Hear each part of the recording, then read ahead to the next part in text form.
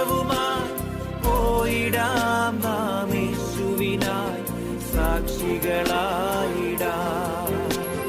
പോയിടാം നാം. A reading from the first book of Maccabees, chapter 7. In the 151st year, Demetrius, son of Seleucus, set out from Rome, sailed with a few men to a town by the sea, and there began to reign. As he was entering the royal palace of his ancestors, the army seized Antiochus and Lysias to bring them to him. But when this act became known to him, he said, "Do not let me see their faces." So the army killed them, and Demetrius took his seat on the throne of his kingdom. Then there came to him all the renegade and godless men of Israel. They were led by Alchemius, who wanted to be high priest. They brought to the king his accusation against the people. "Judas and his brothers have destroyed all your friends and have driven out of us our land. Now then, send a man whom you trust. Let him go and see all the ruin that Judas has brought on us and on the land of the king, and let him punish them and all who help them."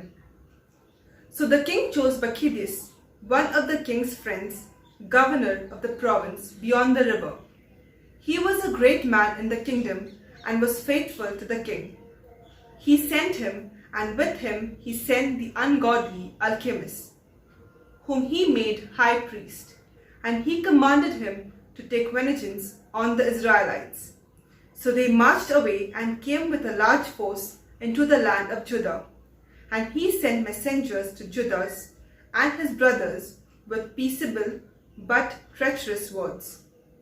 But they paid no attention to their words, for they saw that they had come with a large force.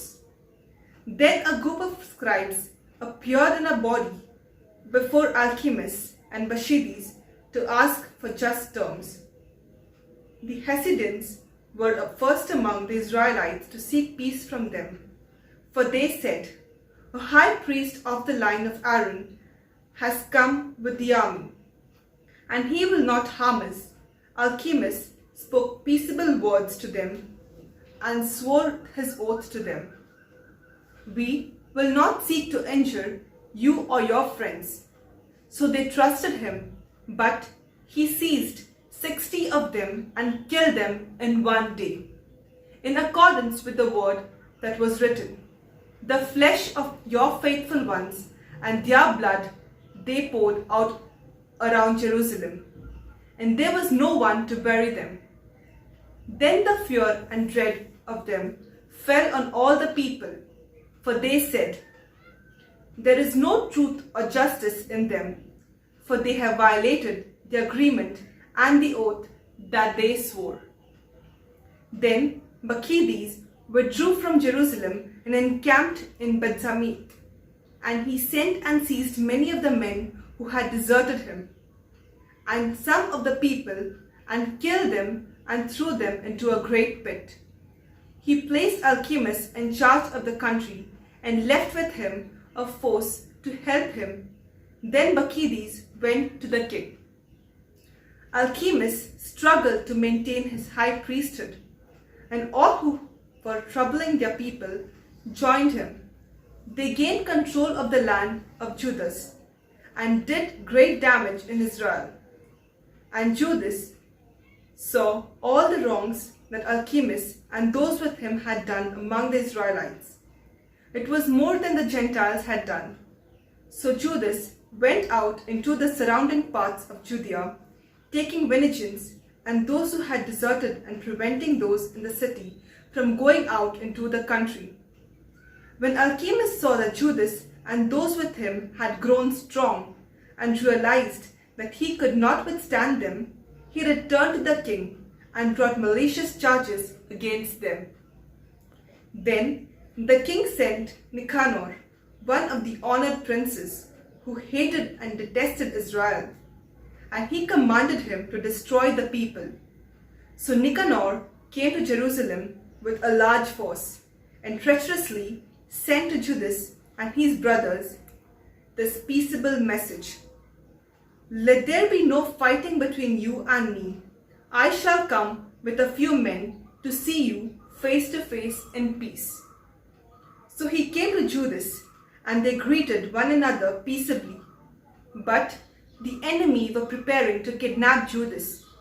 It became known to Judas that Nicanor had come to him with treacherous intent, and he was afraid of him and would not meet him again. When Nicanor learned that his plan had been disclosed, he went out to meet Judas in battle near Capharsil. About 500 of the army of Nicanor fell, and the rest fled into the city of David. After these events, Nicanor went up to Mount Zion. Some of the priests from the sanctuary and some of the elders of the people came out to him to greet him peaceably and to show him that the burnt offering that was being offered to the king. But he mocked them and dreaded them and defiled them and spoke arrogantly. And in anger he swore his oath: "Unless Judas and his army are delivered into my hands this time, then if I return safely, I will burn up his house." And he went out in great anger. At this, the priest went in and stood before the altar and the temple. They wept and said, "You choose his house to be called by your name, and to be for your people a house of prayer and supplication. Then vengeance on this man and on his army, and let them fall by the sword.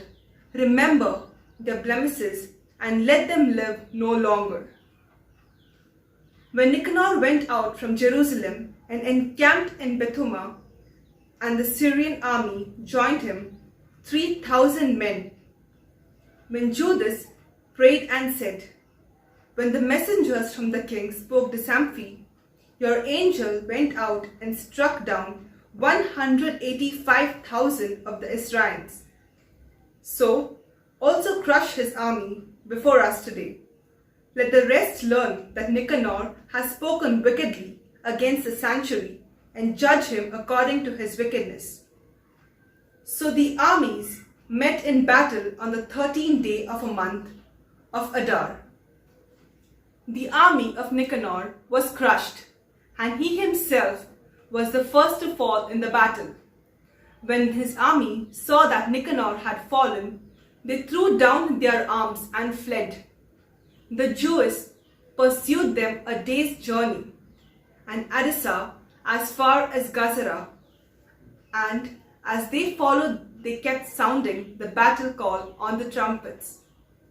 People came out of all the surrounding villages to Judea, and they outflanked the enemy and drove them back to their pursuers, so that they all fell by the sword, and not even of them was left. Then the Jews seized the spoils and the plunder. They cut off Nicanor's head and the right hand that he had so arrogantly stretched out, and brought them and displayed them just outside Jerusalem. The people rejoiced greatly and celebrated that day as a day of great gladness. They decreed that this day should be celebrated each year of the 13th day of Adar. So the land of Judah had rest for a few days. Amen. പോയിടാം നാം ലോകം മുഴുവനും പോയി